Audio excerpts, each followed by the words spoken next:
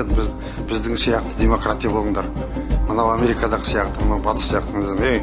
Біз қазақпыз, біз американдық емеспіз. Біз неміс емеспіз, біз ағылшын емес, біз қазақпыз. Енді онда тұрған не бар? Біздің өзіміздің санамыз бар, тарихымыз бар, біздің тіліміз бар, дініміз бар, өзіміздің дәстүріміз бар ішіміздегі. Біз сол бүкіл әлем келе жатқан демократиялық жолмен келе жатқан халықпыз. Бірақ та бір көзінің ішінде 1000 жылдық шаруаны біз аттап кетпейміз. Америка құрама штаттарында қанша 250 жыл болды. Осыдан 50 жыл бұрын қара менен ақ автобусқа отырмайтын. Әйелдер сайлауға қатынаспайтын. Ол неге ұмытып кеттіңдер? 200 жыл мемлекет құрғаннан кейін солай болды. Сондықтан біздің айтатынымыз, олардың жағдайы басқа екені қалай? Мысалы, католиктер ғой, батыстағының барлығы. Оның ішінде протестанттар. Протестант деген өзіме жауап беремін. Мен әнеме, бауырыма қарызға бере алмаймын ақшаны. Берсем, жаңағы несие қылып беремін. Ағайын туысқан деген жоқ. Бала 16 жастан үйден кетіп өзін өзі асырау керек. Біз қазақ солай бола алмаймыз. Болмауымыз жақсы, солай өзіміздің дәстүріміз. Өзіміздің үлкенді сыйлап, әйелді сыйлап, балаларымызды, баласы әкесін қадірлеп, әкесі атасын қадірлеу деген біз одан шықпауымыз керек қой, солай ғой. Тауық танисыңдар ма мен? Жоқ, документті берейін.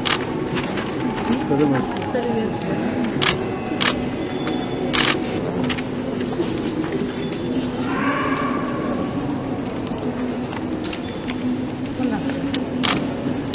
Дәл үшін. Жоқ, осы ғой. Екеу ғой.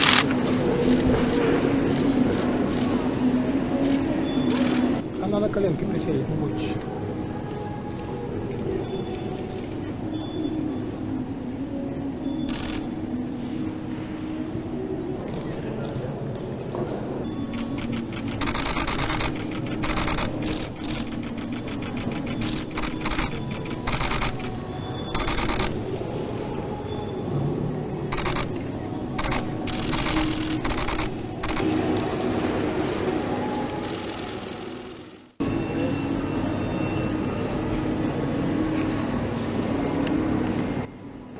Еліміздің өмірінде бүгін бір өте жақсы болашаққа қол созған тарихи күн деп есептеймін.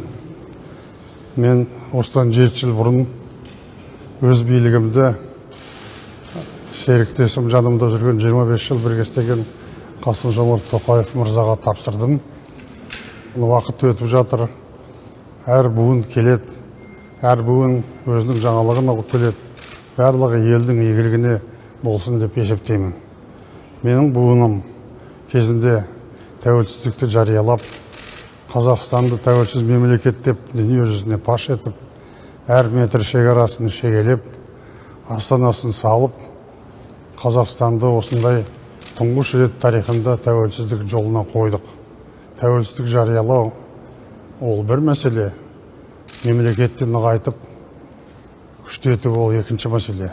Сондықтан бүгінгі референдумды мен қолдаймын. Тоқаевтың бұл бастамасын елімізге қызмет етеді деп санаймын. Нұрсұлтан Абишевич, бір сұрақ бар сізге. Нұрсұлтан Абишұлы келе, сізде бір сұрақ бар. Нұрсұлтан Абишевич, можно вопрос? Келейік пе? Бола ма баруға?